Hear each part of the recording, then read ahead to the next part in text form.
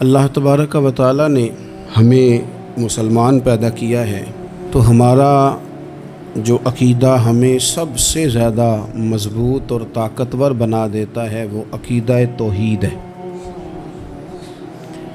ہمارا یہ عقیدہ ہے کہ ہمارے حق میں، ہمارے حال پہ جو بھی فیصلہ فرمائے گا وہ ہمارا رب ہی فرمائے گا۔ ہمارا یہ نظریہ ہے کہ ہماری زندگی ساری کی ساری ہمارے رب کے دست قدرت میں ہے۔ یہ وہ عقیدہ ہے جو انسان کو بہت ساری پریشانیوں سے، آزمائشوں سے، تکلیفوں سے محفوظ کر لیتا ہے۔ انسان طاقتور ہو جاتا ہے جب وہ سمجھتا ہے کہ سارا کچھ میرے رب کے دست قدرت میں ہے۔ پھر وہ کوئی تخریب نہیں کرتا، کوئی غلط رستہ اختیار نہیں کرتا، کوئی چور دروازہ اختیار نہیں کرتا، بلکہ وہ اپنے رب کی رضا پہ راضی رہنے کا عادی ہو جاتا ہے۔ اب اللہ تبارک و تعالی نے ایک قانون بنایا ہے، اور قانون ہمیں رب کریم نے اس طرح سمجھایا ہے کہ یہ ضروری نہیں ہے کہ جو تم طلب کر رہے ہو یا جو تم چاہ رہے ہو وہی ہو، اور وہ ہو تو وہ تمہارے حق میں بہتر بھی ہو۔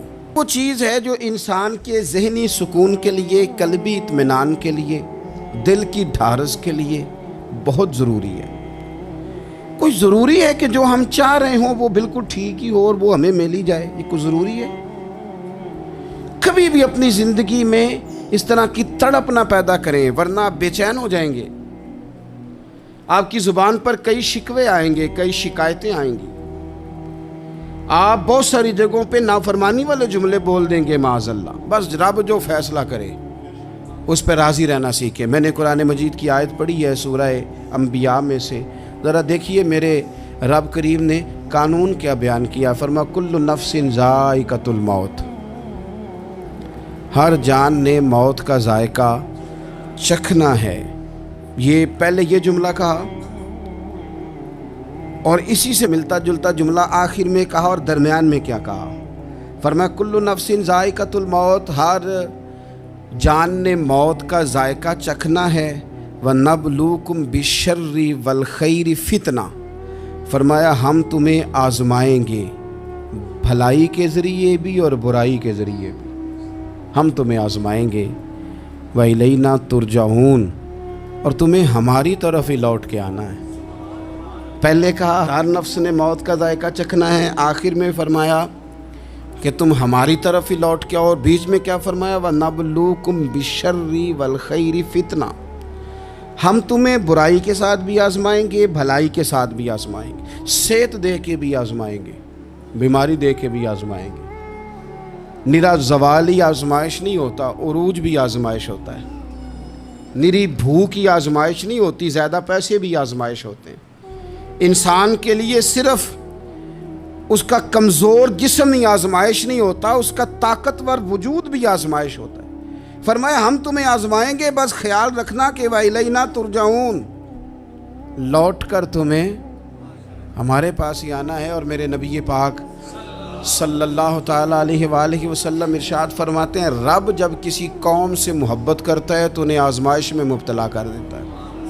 پھر فرمایا اگر وہ اس پر صبر کریں، اللہ کی قضا پہ راضی رہیں، تو پھر اللہ بھی ان سے راضی ہو جاتا ہے، اور اگر وہ ناراضگی کا اظہار کریں کہ یہ مصیبت کیوں آئی تو پھر اللہ بھی ناراض ہو جاتا ہے۔ اللہ تبارک و تعالی ضرور آزمائے گا، خیر کے ساتھ بھی اور پریشانی کے ساتھ بھی۔ انسان پریشان اس وقت ہوتا ہے کہ جب وہ محنت کرتا ہے تو وہ کہتا ہے نتیجہ میری مرضی کا آنا چاہیے۔ یہ اس کا سب سے بڑا نقصان ہے۔ آپ رزلٹ کبھی اپنی مرضی کا نہ مانگیں، یہ دعویٰ ہی ٹھیک نہیں۔ بہت سارے لوگوں کو جانتا ہوں جو کہتے ہیں میں بندہ بھی ٹھیک ہوں بھی دیانتدار، محنت بھی بڑی کرتا ہوں، توجہ بھی میری پوری ہے، پر پھر بھی معاملہ صحیح کیوں نہیں ہوتے؟ تو میں کہتا ہوں پہلی باتیں ساری ٹھیک تھیں، آخری والی غلط ہے۔ اس لیے کہ محنت آپ کریں ساری، پر بندے نے رہنا تو بندہ ہی ہے نا۔ ساری محنت کر کے آپ کبھی اس نقطے کو سمجھ جائیں نا کہ 950 سال نبیوں نے تبلیغ کی، ہزار سال انبیاء نے تبلیغ کی، انبیاء نے رب کے تربیت یافتہ لوگوں نے تبلیغ کی، 2 لوگوں نے کلمہ پڑھا، 4 لوگوں نے کلمہ پڑھا، لیکن میں آپ کو دیانتداری سے بتاتا ہوں کہ وہ کامیاب ہو کے گئے دنیا سے۔ انبیاء کامیاب ہوئے، کیوں؟ اس لیے کہ رب نے انہیں کہا تھا جا کے پیغام دینا ہے، یہ نہیں کہا تھا کہ بندوں کا بدلنا بھی ضروری ہے۔ ہمارے بچے پتہ کیا کرتے ہیں؟ وہ فٹافٹ نہ پریشان ہو جاتے ہیں۔ نبیوں کے ذمہ تبلیغ کرنا ہے، یہ ان کا ذمہ نہیں کہ لوگ ضروری کلمہ پڑھیں۔ ہدایت تو رب کریم کے دست قدرت میں ہے۔ انبیاء خلوص سے، للہیت سے جد و جہد کرتے رہے، لیکن انہوں نے یہ نہیں کہا کہ مالک اتنی محنت کی ہے بندے ٹھیک ہی نہیں ہوتے، یہ نہیں کہا انہوں نے، اس لیے کہ جو ان کی ڈیوٹی تھی انہوں نے ڈیوٹی صحیح کی۔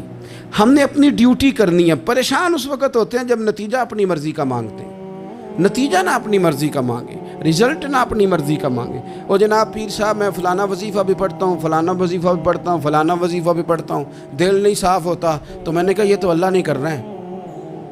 آپ ڈیوٹی کریں، آپ کام کریں جو آپ کے ذمہ لگایا گیا ہے، اس میں وہ قضا نہ کریں آپ، باقی اللہ تعالیٰ کرم نوازی فرمائے گا۔ دیکھیں ایک بادشاہ تھا، اس کی سلطنت میں نا وہ قوم بنانا چاہتا تھا۔ ہمارے بادشاہ، ہمارے حکمران قومیں نہیں بناتے، لوگوں کو اپنے حق میں قائل کرتے ہیں۔ اس لیے کبھی بھی ہمارے ملک میں قومی سوچیں عام نہیں کی جاتی، ذاتی سوچیں عام کی جاتی ہیں، ملی باتیں نہیں کی جاتی، ذاتی باتیں کی جاتی ہیں۔ وہ چاہتا تھا کہ میری قوم بن جائے۔ اس کا ایک ہیرا سلطنت میں سے گم ہو گیا، تو اس نے اعلان کیا، اس نے کہا کہ جو بندہ ہیرا تلاش کر کے لائے گا اسے انعام دوں گا۔ ساری قوم نکل کھڑی ہوئی ہیرا تلاش کرنے پر، ادھر بھی لوگ گئے، ادھر بھی لوگ گئے، خشکیوں میں، دریاؤں میں، جہاں جہاں جس کی پہنچ تھی، جنگلوں میں، وادیوں میں، گھروں میں، بستیوں میں لوگوں نے ڈھونڈا۔ ساری قوم ایک ہیرا تلاش کر رہی ہے۔ بالآخر سب لوگ جمع ہو گئے ایک میدان میں۔ ایک بندہ اوپر چڑھا، بادشاہ کے پاس، وہ اونچی جگہ پہ کھڑا تھا۔ اس نے کہا جناب یہ ہیرا مل گیا ہے۔ اب جب ایک کو ہیرا مل گیا تو باقیوں کے چہرے اتر گئے کہ یہ کامیاب ہوا، ہم ناکام ہوئے۔ بادشاہ چونکہ ان کی تربیت کے لیے یہ کام کر رہا تھا، اس نے کہا تمہارا کیا خیال ہے کہ اس ہیرے کے بغیر میرا گزارا نہیں تھا؟ کہ تمہارا کیا خیال ہے کہ ہیرا میری سلطنت سے نکل گیا تو مجھے زوال آ جائے گا؟ اس نے کہا یہ تو ایک ہیرا ہے۔ اٹھا کے پھینکا، دیوار کے ساتھ لگا، ہیرا ٹوٹ گیا۔ اس نے لوگوں سے کہا تمہارے چہرے اترے ہوئے ہیں، میں تمہیں ایک بات سمجھانا چاہتا ہوں، ہیرا ایک ہی تھا، ایک ہی بندے کو ملنا تھا۔ میں نے انعام کا اعلان تو یہ کیا تھا نا کہ جو ہیرا ڈھونڈ کے لائے گا اسے انعام دوں گا، لیکن اب میں تمہیں بتاتا ہوں کہ میں تم سب کو انعام دوں گا، اس لیے کہ ہیرا ایک تھا، ملنا ایک کو ہی تھا، سب کو مل سکتا نہیں، لیکن انعام اس لیے سب کو دوں گا کہ ہیرا ڈھونڈنے پر انعام نہیں دے رہا، میں کوشش کرنے پہ انعام دے رہا ہوں کہ تم نے کوشش تو کی، تم نکلے تو صحیح، جد و جہد تو کی۔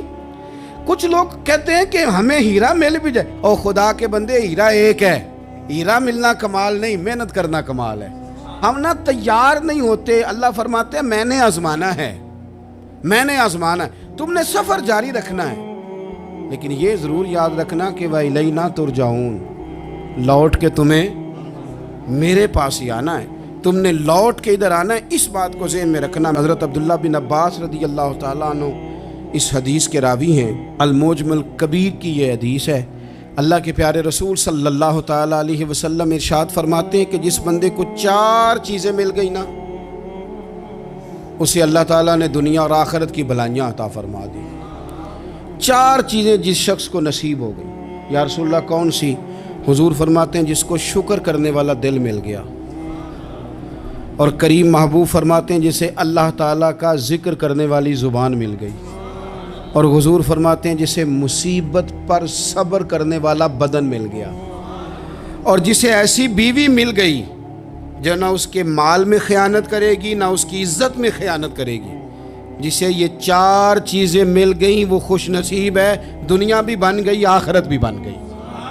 کامیابی صبر آ جانے کا نام ہے، کامیابی شکر حاصل ہو جانے کا نام ہے، کامیابی میرے عزیز یاد رکھ لیں کہ انسان اللہ کے ذکر میں لگ جائے تو اس کا نام ہے کامیابی۔ ہم نے کس کو سمجھ لیا؟ اپنی زندگی میں ایک تو محنت کریں، نتیجہ اللہ پہ جو